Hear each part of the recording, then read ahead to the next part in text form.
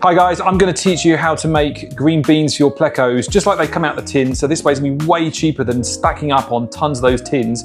You know which ones I mean. Look at this one on the screen here now.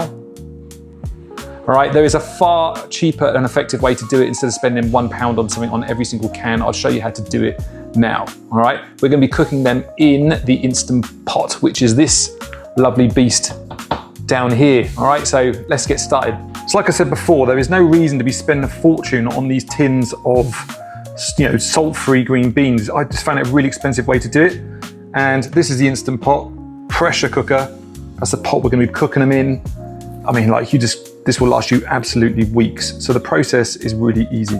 All right, so look, I've got some green beans there from the freezer in a bit of water. Take off your lid.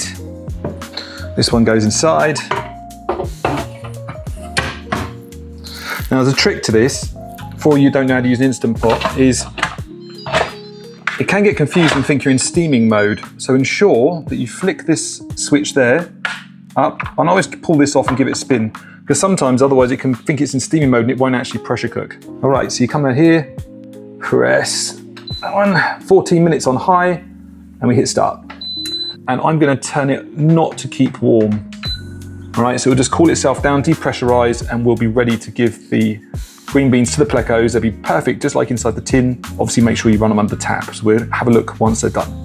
Welcome back. So this is how we know that this is done and ready. It says end down here, but when this little button here goes down, that means that it's depressurized itself and we can take the lid off.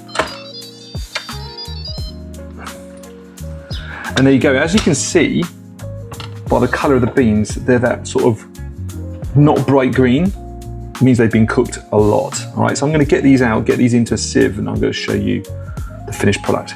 So here we have the final product. All right, so what we want to be able to do is be able to squish these enough between our fingers, and you know they're cooked enough, like literally like that. If they're too hard, the Plecos won't be able to get through them, especially the baby ones. All right, so check it out. This is all the fish tanks I have in my little office. Got my office at one end for my music job, and at the other end here, this is what keeps my mental health nice and relaxed. So we're going to give these Plecos here some green beans now. There's loads of shrimp in here. You'll see everyone's going to destroy it.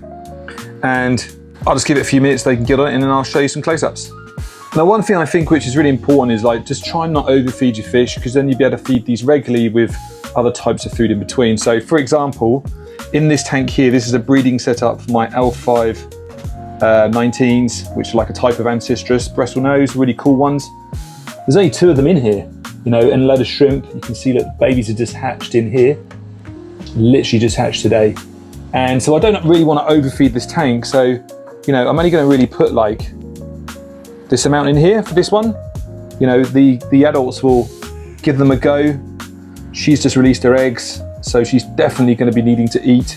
But the shrimps will then destroy the rest over a matter of days, if that makes sense. So I'm going to do the same for all the other tanks, and you'll see.